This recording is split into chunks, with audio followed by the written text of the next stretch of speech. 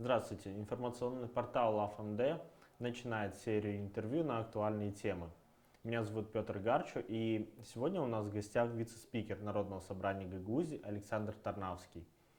В этой передаче мы поговорим о том, что происходит на политической арене в Гагаузии, где в последнее время наиболее актуальные темы разворачиваются вокруг ситуации с бюджетом и актов счетной палаты. Александр Григорьевич, здравствуйте и спасибо, что приняли наше приглашение. Здравствуйте. На самом деле мы очень рады, что именно вы у нас в гостях, потому что вы один из немногих людей, кто разбирается в цифрах, и с которым, в принципе, можно поговорить на экономические темы и на финансовые. Поэтому на этой неделе, то есть неделю назад было последнее заседание Народного собрания Гагаузии, было принято ряд решений, но одно из наиболее важных это все-таки принятие бюджета Гагаузии на 2022 год. Перед вторым чтением депутаты внесли некоторые корректировки, поправки. Из реакции исполкома мы поняли о том, что они были очень недовольны этим. Первый вопрос касался, если взять СМИ, которые приближенные к Башкану и Еревнивлаг, то в течение недели было сразу несколько материалов о том, что ваша поправка привела к тому, что дети в детсадах, то есть на детей в детсадах отменили выделение денег на питание. То есть речь идет о том, что на каждого ребенка 50% от ежемесячной суммы выделялось из бюджета, то есть из той суммы, которую должны родители давать. Можно будет пояснить, почему вы предложили все-таки эту поправку убрать, и вас удивила такая реакция исполкома? Да, спасибо, Петр, спасибо за приглашение. У вас новый видеоконтент, да, на сайте, поэтому желаю вам успехов. Хочу сказать, что вы очень объективно стараетесь предоставлять информацию, это очень важно. Возвращаясь к бюджету, вы знаете, мне показалось, учитывая мой уже почти 10-летний опыт депутатской деятельности, что недельной давности обсуждения бюджета было одним из самых содержательных заседаний Народного собрания за многие годы. И мне очень понравилось, что депутатский корпус живо обсуждал эти вопросы. Некоторые коллеги пришли с одними ожиданиями, с одним решением перед заседанием. Да, вот в ходе дискуссии раскрывались многие моменты, и в принципе бюджет нашел очень широкую поддержку, потому что мне показалось, что комиссия по бюджету, те депутаты, которые активно участвовали в обсуждении бюджета, подготовке поправок, постарались самое главное привнести в этот бюджет базовые принципы. Это открытость и справедливость в распределении финансов, и поэтому мне кажется, что коллеги, хотя они разных политических взглядов, вот в конце при голосовании пришли практически к единодушному пониманию существующих вопросов по бюджету, потому что мы несколько раз и с вами обсуждали бюджетная система в Гагаузии находится в системном кризисе, и поэтому точные, содержательные, выверенные решения бюджетной политики, они очень важны для того, чтобы бюджетный процесс шел планомерно и эффективно. Что касается реакции исполнительного комитета, наверное, за многие годы Народному собранию, представительному правомочному органу автономии, удалось иметь свою позицию по отношению к тому, что представляет исполнительный комитет. И исполнительному комитету, конечно, не нравится, когда у законодательного органа своя позиция, свое мнение. И самое важное, что это мнение не просто голословное, да, но объективная, подтвержденная расчетами и цифрами. Бюджетная комиссия провела достаточно большую работу с приглашением широкого круга депутатов. Несколько раз обсуждались эти поправки, поэтому были консультации, которые привели к тому результату, который получился. А если говорить о именно конкретном решении, то есть вы предложили убрать? Да, я вот сейчас возвращаюсь непосредственно к вашему вопросу. Это местный закон о компенсации родительской платы в дошкольных учреждениях. Тут немножко нужна предыстория, чтобы наши зрители могли разобраться. Дело в том, что во все времена существования и Советского Союза, и нашей страны, нашей автономии, родители возмещали родительскую плату в дошкольных учреждениях. Государство делегирует право местным органам власти определять, какой процент. Но, как правило, либо это 33%, то есть 1/3, либо 50% от расходов, которые тратятся государством на питание в дошкольных учреждениях. В нынешних условиях это от 150 до 200 лей в месяц на одного ребенка. Исполнительный комитет несколько лет назад предложил инициативу, чтобы Гагаузии полностью освободить от родительской платы. И в ходе обсуждения бюджета Елена Анатольевна, коллега с Чедерлуги, задала вопрос, ну, она является руководителем лицея, говорит, а по каким критериям освобождают вот всех родителей от родительской платы? И я попытался этот вопрос немножко раскрыть. Во-первых, исполнительный комитет дезинформирует общественность, никакой поправки об отмене этого местного закона или о том, что родители опять начали платить родительскую плату, нет. Никто эту поправку не предлагал, никто ее не вносил, никто не отменил этот местный закон. Это всего лишь была дискуссия между двумя депутатами Народного собрания. С одной стороны госпожей Юрченко, с другой стороны мною, как докладчику по этому вопросу. То есть ничего не изменилось в системе освобождения от дошкольной платы в детских садах. Это все манипуляции средств массовой информации. Такой поправки в природе не существует, и никто за нее не голосовал. Это первое. Второе. Мое мнение личное, что есть конституционное право на оказание социальной поддержки, социальной помощи населению, но она обязательно должна быть адресной, то есть в помощи нуждаются только те, кто, извините за тавтологию, в ней нуждается. То есть есть специальные критерии, либо многодетная семья, либо люди, не имеющие достаточного дохода, либо лишенные дохода и так далее, так далее, так далее. И поэтому любая социальная помощь не только в автономии, но в Республике Молдова должна оказываться адресно, должны помогать тем, кто в этом нуждается. На этом и построена вообще вся бюджетная система, все государственное управление. Да? Брать у тех, у кого есть возможность платить налоги, и перераспределять с помощью тех, кому они необходимы. Александр Григорьевич, я буду иногда вас прерывать, Да. просто формат передачи не подразумевает просто очень много времени, Понял. а есть много вопросов, которые хотел с вами обсудить. Единственное, чтобы подытожить, этой поправки не было, нет и не существует. Понятно. Ад Пролин. Мгм. Это еще одна грустная история для исполкома, потому что это так преподносилось, что все, госпредприятие Ад Пролин из-за решения о том, чтобы на 50% сократить финансирование на год, то есть оно не выдержит этого, надо будет закрываться. Есть проект международных структур, Мгм. то есть там, Мгм. по-моему, 14 миллионов Мгм. планируется внедрить. Может быть пояснение, почему депутаты приняли такое решение? То есть почему нужно было сократить на 50%? Спасибо за вопрос. Вот тоже постараюсь быть лаконичным. Значит, моя поправка, которая была предоставлена еще в марте месяце в адрес исполнительного комитета, тут, кстати, тоже некоторые средства массовой информации воспользовались дезинформацией для общественности, что я выступил против финансирования государственного предприятия «Отпролин». Это абсолютно не так, и, по-моему, вы один из тех источников средств массовой информации, которые провели тогда объективное расследование этой ситуации. То есть моя поправка заключалась в том, что такое госпредприятие? Государственное предприятие – это предприятие, созданное для извлечения прибыли. У нас в Гагаузии уже несколько лет подряд государственное предприятие «Отпролин» полностью финансируется за счет бюджета. То есть как бюджетное учреждение, как детский сад, как лицей, как гимназия. Если проводить аналогию с другими государственными предприятиями, например, самый близкий пример – это вот троллейбусный парк в Кишиневе. Да, это тоже государственное предприятие, но никто их не полностью не содержит за счет бюджета. Да, они все равно собирают плату за билеты, да, за те услуги, которые они предоставляют. Но муниципальный совет Кишинева часть расходов компенсирует, субсидирует, да, если предприятие не полностью может собрать доходы из-за того, что муниципальный совет не утверждает своевременно стоимость билетов, соответствующей экономической ситуации. То есть, понимаете, в чем разница? Государственное предприятие из бюджета можно субсидировать, то есть частично оказывать помощь, возмещать непокрываемые расходы, но нельзя полностью содержать. И, кстати, чтобы не быть голословным, это не то, что мнение Тарнавского. Есть акт Счетной палаты Республики Молдова, где отдельный аспект посвящен именно этому вопросу, и как раз ревизоры обращают на это внимание, что в Гагаузии в отсутствие нормативных актов, в отступлении от закона государственных или муниципальных предприятий содержится государственное предприятие за счет бюджета. Штатное расписание исполкома, еще одна тема дебатов, которая была между депутатами Народного собрания, между исполкомом, потому что после заседания НСГ было заседание исполкома, на котором очень многие выступили.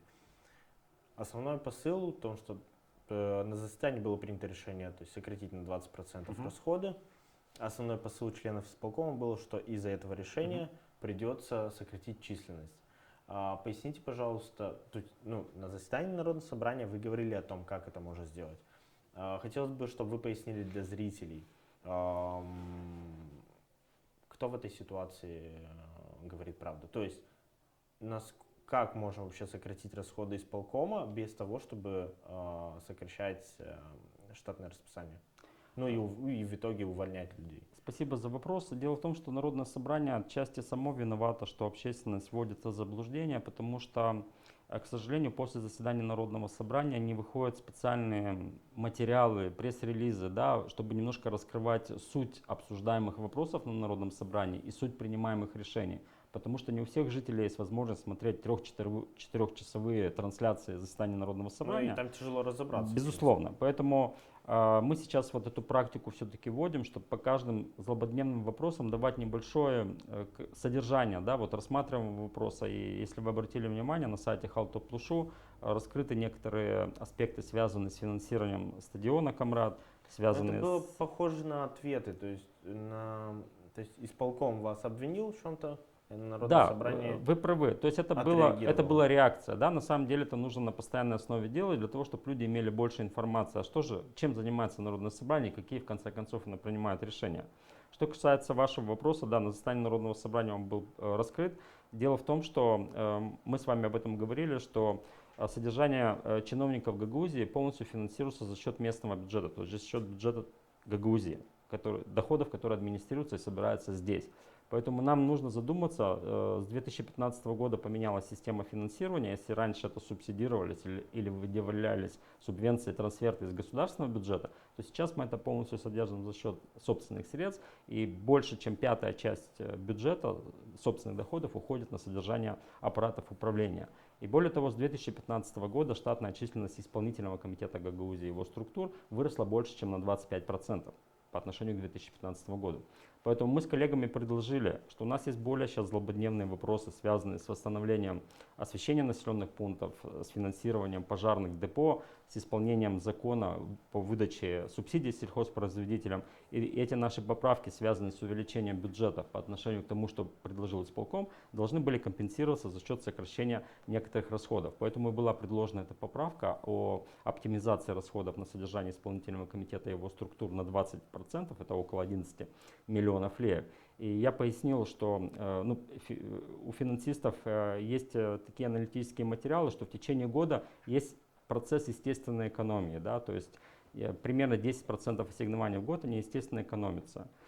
То есть, что это означает? Что такое естественная экономия? Это когда за счет того, что ты не затрагиваешь приоритетные расходы, можно экономно в период кризисов экономить средства. Например, то есть коммунальные услуги, канцелярские товары, представительские расходы. То есть есть расходы, которые обязательны. Это расходы на персонал, да, это расходы, связанные с приобретением продуктов питания, если речь идет о детских садах. Поэтому эти расходы обязательны, но даже там есть естественная экономия, потому что какой-то человек находится в медицинском отпуске, да, какой-то человек находится в декретном отпуске, какая-то должность является вакантной, да, то есть на нее средства закладываются, но фактически не тратятся. И поэтому мы вот предложили, что за счет вот этой экономии, за счет эффективного подхода к трате бюджетных средств в период кризиса можно сэкономить 20%, не трогая работников, которые фактически работают, которые находятся на работе. У нас нет, к сожалению, информации от исполнительного комитета, хотя мы это просили, сколько вакантных должностей вот в этих 380 штатных единицах. Нам ее не предоставили. Но учитывая, что исполнительный комитет постоянно заявляет о том, что есть дефицит в кадрах, не хотят идти люди на работу, да, на эту мотивацию, то, безусловно, не менее 10% штатной численности исполнительного комитета – это вакантные должности. То есть на них средства закладываются, но фактически они в период кризиса могут быть перенаправлены на другие цели, что мы и предложили. И более того, в бюджете есть специальное приложение номер 8, которое представил исполнительный комитет, где утверждается предельная штатная численность в разрезе структур исполнительного комитета. Мы это приложение не трогали, ни одной поправки не было внесено, поэтому вся штатная численность, которая есть у исполнительного комитета, она сохранена. Поэтому то, что заявляет о том, что придется сокращать людей, это дезинформация. Мы не принимали решения, связанные с сокращением штатных численностей. Буквально в конце марта ну, чиновники, госслужащие, политики подают декларацию о доходах. Мгм. Меня удивил один факт. Значит, у Башкана Гагаузии Ирины Влах за 2021 год зарплата в исполкоме вышла в сумму 347 тысяч леев. А у президента Молдовы Майи Санду зарплата за год составила примерно 100 тысяч леев меньше, чем Мгм. у Башкана. Можно будет объяснить, как вообще такое возможно и как, в принципе, эта сумма начисляется? Ну, смотрите, Петр, тут я, конечно, не обладаю достоверной информацией, потому что я не работаю в структуре исполнительной власти, я не знаю, как осуществляется оплата труда, но есть единый закон по Республике Молдова о системе оплаты труда в бюджетной сфере, где каждый должностной оклад, включая ответственные государственные должности, к которым относятся глава автономии, президент Республики Молдова, председатель Народного собрания, да, к примеру, примары, они, согласно иерархии, установлены эти должностные оклады. Согласно закону Республики Молдова, заработная плата, должностной оклад президента выше, чем у Башкана, ну, соответственно, должности, да, есть иерархия. Как и у председателя Народного собрания, ниже заработная плата, чем у главы Гагаузии, да, то есть там есть четкая иерархия с коэффициентами заработной платы. Почему сложилась такая ситуация, сложно сказать, но я опять же могу только догадываться. Дело в том, что заработная плата ответственной государственной должности, в том числе главы автономии, она состоит из двух составных частей. Должностной оклад, это фиксированная сумма, и плюс мотивационная, поощрительная часть. Например, согласно Трудовому кодексу, согласно законодательству об оплате труда, ответственные государственные должности имеют право на получение премии к нерабочим праздничным дням, то есть к Новому году, к Пасхе, к 8 марта. И, видимо, вот эта часть, которую вы назвали, что у главы Гагаузии больше годовой фонд заработной платы, чем у президента, связан с тем, что, наверное, президент Республики Молдова не получала поощрительных выплат, а глава автономии их получала. Хорошо, сумма этих премий есть вообще максимальная Да, сумма? она То есть это как-то лимитирована, ну, лимитирована не больше одного должностного оклада к одному нерабочему праздничному дню. То есть можно получить фактически фонд заработной платы к 8 марта, к Новому году, к Пасхе там, и так далее. Вот все дни, которые установлены как нерабочие. То есть это может быть 7-8 окладов в год. Кто решает, допустим, если в случае с Башканом Гагаузии? То Ну, есть я это думаю, как что в решается? случае с То есть, главой... Ну, я так понимаю, что Башкан Гагаузии не может сама с себе... главой Гагаузии сложный вопрос, потому что это высшее должностное лицо в автономии, да, то есть нету органа, который выше ее для того, чтобы установить поощрительную выплату. Но я думаю, что возможно это делает премьер-министр Республики Молдова, как члену правительства. То есть премьер-министр Да, Молдовы да, решает издает выдать... соответствующее распоряжение. Но это ведь, как вы сказали, деньги, которые платятся госчиновникам в Гагаузии, это деньги налогоплательщиков Гагаузии, так? То есть деньги, которые тут собираются. То есть, Петр, тут вопрос глубже, и чтобы мы не потеряли с вами много времени. Вот откуда выплачиваются эти мотивационные выплаты, поощрительные, да? Как раз из фонда экономии по заработной плате, который формируется за счет того, что мы говорили с вами выше, за счет вакантных должностей, за счет отсутствия работника на рабочем месте, то есть декретный отпуск, медицинский отпуск. То есть, если есть фонд экономии оплаты труда, с него можно поощрять работников, в том числе главу Я автономии. правильно понимаю тогда, что в принципе в исполкоме выгоднее, ну, хотя, возможно, и в Народном собрании тоже такая же система, то есть выгоднее, чтобы было как можно больше вакантных должностей. То есть Ну, и таким образом можно да, будет... я понял вашу логику. То есть с точки зрения работников публичного управления, конечно, чем больше вакантных должностей, тем больше фонд по экономии заработной платы, тем больше возможностей для выплаты поощрительных премий, да, к работникам соответствующих структур. Хотелось бы, чтобы мы затронули проверку счетной палаты, Мгм. которая проверила исполком буквально недавно. В принципе, был, хотя я даже не знаю, возможно, даже не обнародован официально. Мгм. Ну, по крайней мере, у депутатов Мгм. Народного собрания есть, и у журналистов тоже этот документ есть. Из того, что я почитал, стала интересна ситуация с приемом делегаций и проведением культурных мероприятий. Мгм. Значит, там было указано, что в Гагаузии не придерживаются нормативов на прием делегаций, то есть республиканские нормативы, и там указаны лимиты, да, сколько максимальной суммы, которых нельзя. И власти Гагаузии этого не придерживались. Значит, ну я для зрителей уточняю, что Счетная палата проверяла деятельность исполкома за 18-20 годы. И за несколько лет, то есть за это время на прием делегаций было потрачено около 1,5 миллиона леев. То есть исполком и НСГ. Правда, доля исполкома это почти, по-моему, более 90 даже процентов, и Народного собрания вот оставшаяся часть. Можете пояснить, пожалуйста, почему столько лет на эту проблему никто не обращал внимания? То есть нет в Гагаузии не действует нормативный акт, который бы указывал, что вот на прием делегации столько-то денег мы можем потратить. То есть я так понимаю, что у властей автономии руки развязаны, они могут тратить сколько хотят и за это не отвечать.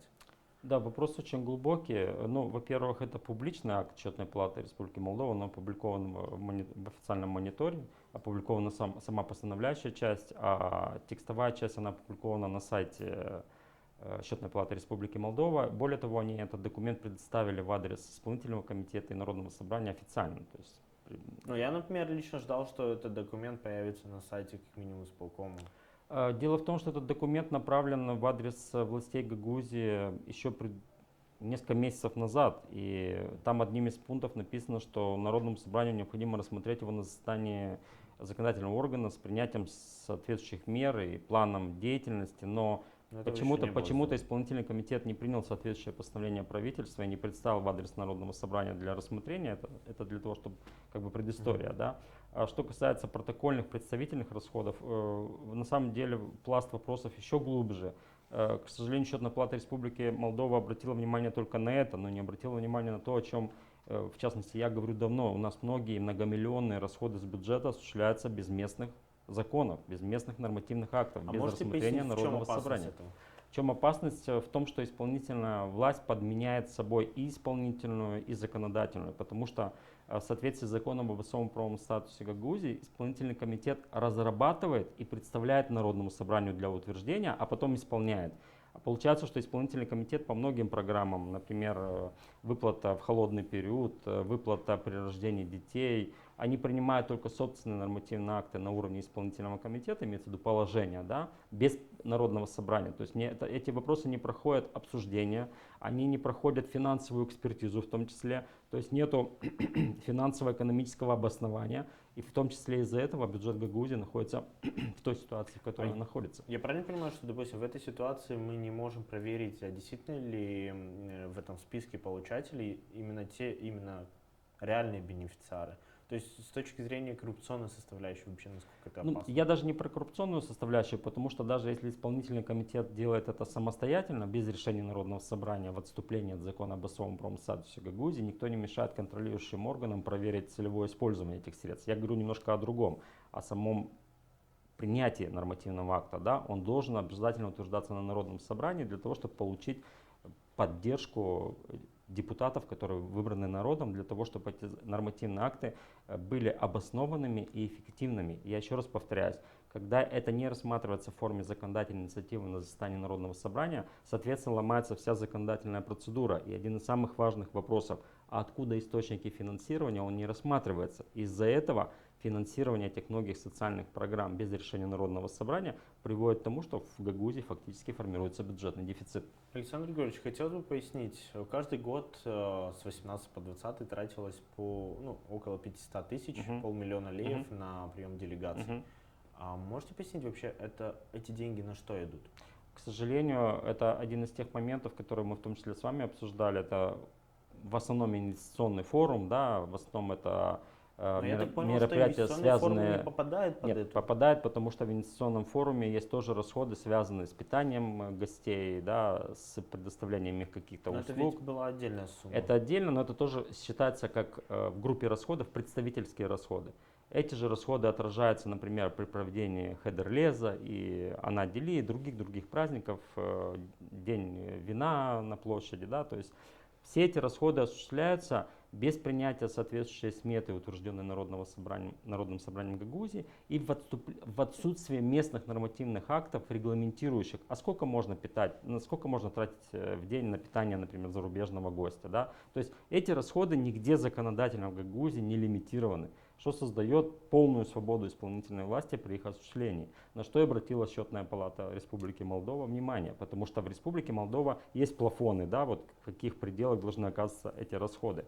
И Гагаузия, имея свою законодательную власть, могла бы эти нормативы расширить, самое главное утвердить, да, на уровне Гагаузии, чтобы каждый исполнитель знал, что столько-то, столько-то можно потратить на то или иное мероприятие. А депутаты вообще знают о том, сколько, допустим, тратилось на инвестиционный форум? Или вы узнавали Нет, после конечно. факта? Нам предлагалась для утверждения всегда общая сумма. Кстати, в бюджете на 2022 год эта сумма вообще где-то завуалирована. То есть мы не знаем, где она. То есть, допустим, Ее статья нет. мероприятия. Не то что статьи, даже суммы нету в проекте бюджета, который представил исполнительный комитет. Поэтому депутаты Народного собрания абсолютно не владеют информацией, какая сумма тратится на эти мероприятия. И более того, конечно, не имеют детальной расшифровки, на какие направления. Это только раскрыла вот Счетная палата в своем акте. Наша передача, в принципе, наше интервью близится к завершению. Хотелось бы уточнить один важный момент. Если брать последние 2 года, даже третий уже бюджетный год идет, дефицит бюджета. То есть, в принципе, в Гагаузии расходов больше, чем доходов. Хотелось бы понять, и чтобы вы объяснили, какая вообще ситуация в бюджете сейчас. И грозит ли вообще, в принципе, в будущем Гагаузии банкротство? Очень коротко, потому что вопрос на самом деле для целой передачи. У нас действительно на протяжении последних 3 лет доходная часть, то есть уточненный план по доходам не исполняется. Причем в 2020 году это было всего лишь 60%, в прошлом году 80%. Я не знаю, как исполняется бюджет этого года, потому что не представлена еще информация со стороны исполнительного комитета. И в принципе, когда есть ситуация, связанная с бюджетной ликвидностью, то есть не поступают плановые доходы, администратор бюджета, в данном случае по центральному бюджету, это исполнительный комитет Гагаузии, есть специальный механизм, называется блокировка ассигнований.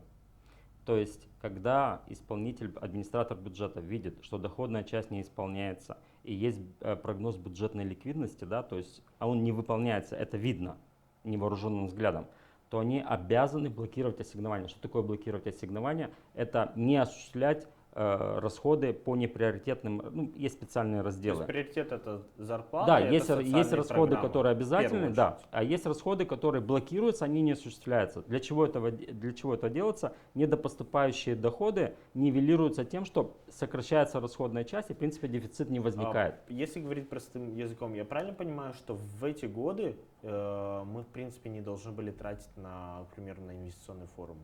Если говорить очень простым языком, чтобы наши люди поняли, вот если у вас дома есть 100 рублей, да, и вы запланировали 100 рублей потратить бюджет семьи на неделю, да, там, я не знаю, ну, может цифра неудачная, пусть это будет 1000 лей. Но вы эту 1000 лей понимаете, что вы ее не получите, у вас будет зарплата не 1000 лей, а только 800.